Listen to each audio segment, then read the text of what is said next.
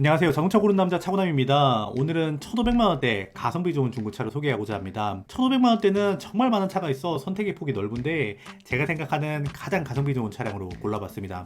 그리고 시작 전에 구독자 24,000명이 얼마 남지 않았는데 구독, 좋아요 한 번씩 눌러주시기 바랍니다. 첫 번째 차량은 더 뉴 말리부입니다. 더 뉴 말리부는 지지난주에 소개한 올류 말리부의 페이스리프트 버전으로 올류 말리부는 1,000만원 초반에 살 수 있었는데 아무래도 더 뉴 말리부는 2018년에 출시하다 보니 1,000만원 중반대 매물이 분포하고 있습니다. 더 뉴 말리부로 넘어오면서 엔진 라인업은 2.0 터보는 변동이 없고 1.5 터보가 사라지고 3기통 1.35 터보 엔진으로 대체되었습니다. 2.0 터보는 지난번에 소개했으니 오늘은 1.35 터보 엔진에 대해서 소개해보고자 합니다. 1.35 터보 엔진은 트레일블레이저와 동일한 구성으로 CVT 변속기와 매치되어 있습니다. 요즘은 하이브리드가 대세지만 2010년대만 해도 환경 규제와 이산화탄소를 줄이고자 엔진의 배기량을 줄이고 부족한 출력은 터보로 만회하는 다운사이징이 트렌드였습니다. 올류 말리부에 적용된 1.5 엔진도 다운사이징한 엔진인데 여기서 한 발짝 더 나간 3기통 1.35L CSS 엔진이 적용되면서 중형차의 3기통 엔진이라서 당시로는 좀 충격적이었습니다. 1.35L CSS 엔진은 GM에서 개발한 최신 엔진인데 이 터보라는 기술이 적용되었습니다. 엔진의 출력은 최대한 바퀴의 동력을 전달하는 데 집중하고 나머지 엔진의 동력으로 가동되는 워터펌프나 브레이크 부스터 같은 여러가지 부품을 전동화하여 엔진 동력 손실을 최소화하였습니다. 이런 노력으로 연비도 개선되었고 출력도 이전 1.5 터보보다 비슷하거나 일정 구간에서 소폭 나은 모습을 보여줍니다. 또 1.35 터보 엔진의 제로백은 8초대 후반으로 소나타 2.0에 대비하면 거의 한 20% 정도 빠릅니다.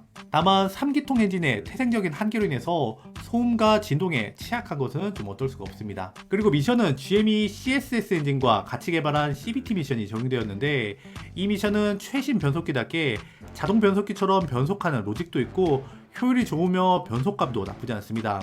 전반적으로 보령 미션보다는 100배 낫다고 평가받지만 구조적 한계로 인해서 CVT 미션은 자동 변속기보다 예민해 오일 관리해가면서 타는 게 필요합니다. 파워트레인의 변경뿐만 아니라 헤드라이트와 리어램프가 LED로 변경되는 등 소소한 내외관 변경이 있었고 가장 반길만한 점은 1.5 터보 모델에는 스탑앤고 기능을 끌 수가 없었는데 1.35 터보부터 스탑앤고 기능을 끄는 버튼이 생겼습니다.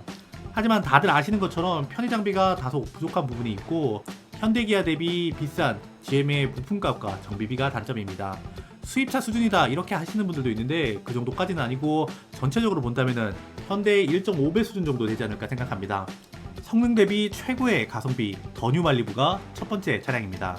두 번째 차량은 8세대 소나타 DM8 소나타입니다. 현대차 치고는 감가가 많이 된 편이지만 DM8은 어느 순간부터 감가 폭이 많이 줄어서 23년 하반기나 지금 가격이나 조건이 비슷하다면 중고 가격이 크게 차이가 나지 않습니다. 그래서 3, 4년 타다가 기변할 계획을 갖고 있다면 큰 손해 없이 처분할 수 있을 것 같습니다. 전체적인 중고 시세는 현대차이다 보니 그래도 말리부보다는 비쌉니다. 옵션을 좀 낮추고 렌트 이력이 있다고 하면은 1,000만원 중반대 매물이 있지만 옵션이 어느 정도 들어가고 주행거리가 짧으면은 거의 2천만원에 가까워집니다. DM8에 들어간 가솔린 2.0 엔진은 LF 소나타에 들어가던 누 엔진을 개량한 엔진입니다. 이 엔진은 출력이 소폭 감소한 것을 제외하면은 효율도 크게 증가했고 배기가스 배출량도 감소하면서 매우 이상적인 업그레이드로 알고 있었지만 막상 사용해보니 초반에 가속이 너무 굼뜨다는 후기가 많았습니다. 변속기는 6단 자동 변속기인데 예전부터 사용하던 거라서 딱히 문제는 없습니다. DM8 소나타는 소나타로는 처음으로 4.9m가 넘는 차체를 가지고 있습니다. 지금이야 GN7 그랜저나 K8 같은 차는 5m를 넘어가는 차체를 가지고 있지만 한 세대 전만 해도 4.9m면은 그랜저급이었기 때문에 공간만 놓고 본다면은 크게 부족한 부분이 없습니다. 사실 현대차는 YF 소나타 때부터 공간으로는 크게 부족한 적이 없어 별 큰 감흥은 없지만 그래도 준 대형 세단 육박하는 크기는 소나타의 강점입니다.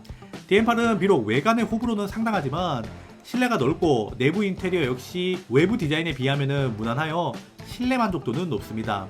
또 그랜저나 산타페 등 지금 양산하고 있는 차와 동일한 아키텍처인 N3 플랫폼이 적용되어 주행성과 안정성 역시 최신 기준을 다 만족합니다. 외관 디자인이 많이 깎아먹었지만 새로운 차체와 엔진과 미션은 오랫동안 양산을 통하여 검증받은 것을 사용하여 이렇다 할 고질병도 없어 무난하게 차를 바라본다면 이 가격대에 이만한 차도 없는 것 같습니다. 다만 파워 스티어링 휠은 저렴한 CMDPS가 사용되었고 앞서 말씀드렸지만 입을 크게 벌리고 있는 한 마리의 메기같이 생기다 보니 디자인 때문에 구매를 망설이는 포인트가 있습니다.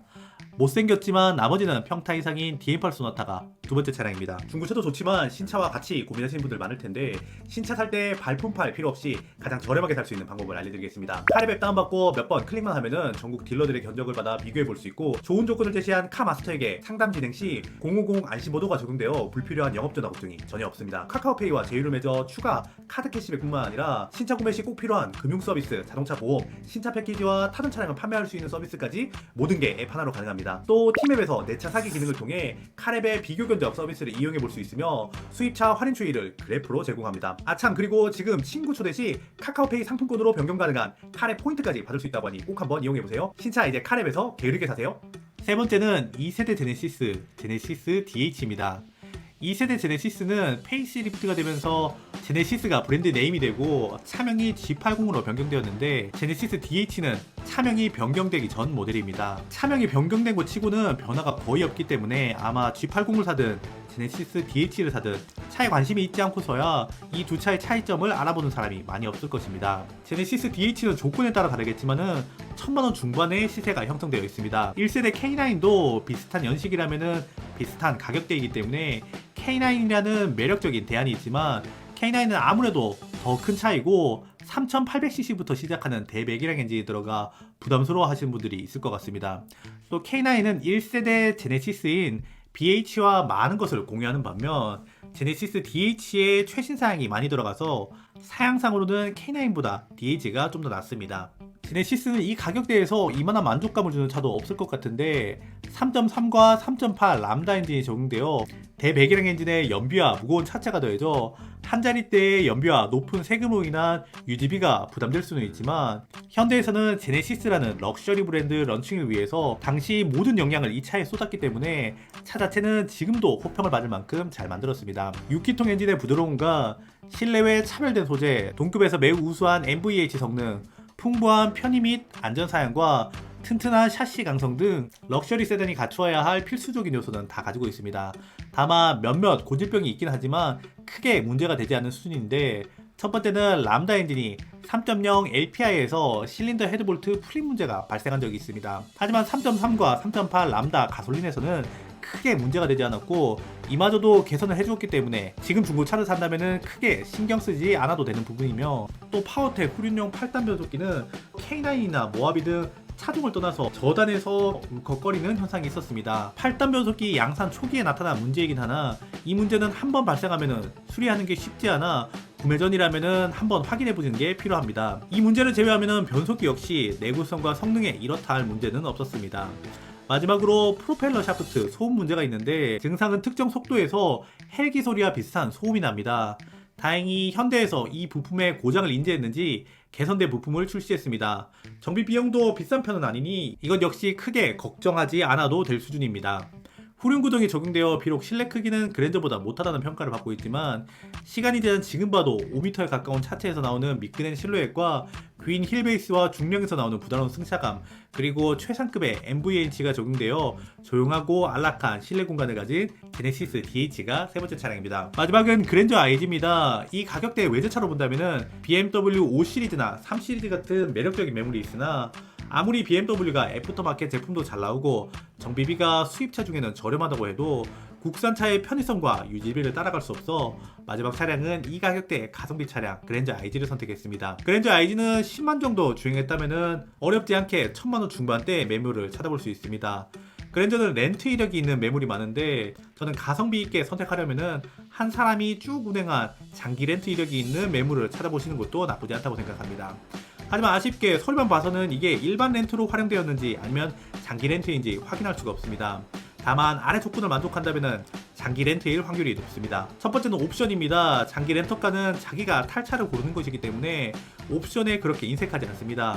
옵션에 따라서 월 납입금 차이가 크지 않아 렌트 이력이 있으나 옵션이 많이 들어가 있다면 장기 렌터카일 확률이 높습니다. 두 번째는 주행거리입니다. 주행거리 역시 장기 렌터카를 가늠하는 좋은 지표인데 장기 렌터카 계약 시 약정 거리를 정하고 거리에 따라서 납입금이 상회합니다. 그래서 연식에 비해서 주행거리가 짧다면 장기 렌터카일 확률이 높습니다. 그리고 그랜저는 급이 있기 때문에 법인 이력이 있다고 해도 대부분 임원용으로 활용되었을 가능성이 높아 역시 법인 이력이 있는 매물을 고려해보는 것도 나쁘지 않습니다. 하지만 이건 확률인 거고 이렇게 서류 검사를 마치고 실매물을 보면서 판단이 필요하지만 아마 이 두 가지 조건을 만족한다면 높은 확률로 장기 렌터카로 사용되었을 확률이 높습니다. 그랜저 IG는 그랜저 최초로 탄탄한 하체 세팅이 되어 있으며 디자인 역시 중무원보다는 젊은 요소가 많이 적용되었습니다. 이전까지 그랜저 하면 사장님 차, 어른들의 차라는 이미지가 있었지만 HG부터 그 이미지가 좀 허물어졌고 IG부터 국민 세단의 이미지를 가지고 있어 30대부터 50대까지 누가 타도 어색하지 않다는 것이 장점이지 않을까 생각합니다. 그랜저 IG는 LF 소나타와 플랫폼을 공유하고 엔진은 2.4 세타, 3.0 가솔린과 LPG 그리고 2.2 디젤이 있습니다. 가솔린은 모두 GDI 엔진이다 보니 GDI의 기본적인 특징은 갖고 있지만 그래도 현대 전륜 플래그십이기 때문에 배기량도 크고 흡음 처리도 잘 되어 있어 승차감이나 소재의 고급감은 중형인 DM8 소나타 비교할 수준은 아닙니다. 제 개인적으로는 흠잡을 데 없는 균형 잡힌 실내외 디자인이 그랜저의 가장 큰 장점 중 하나지 않을까 생각합니다.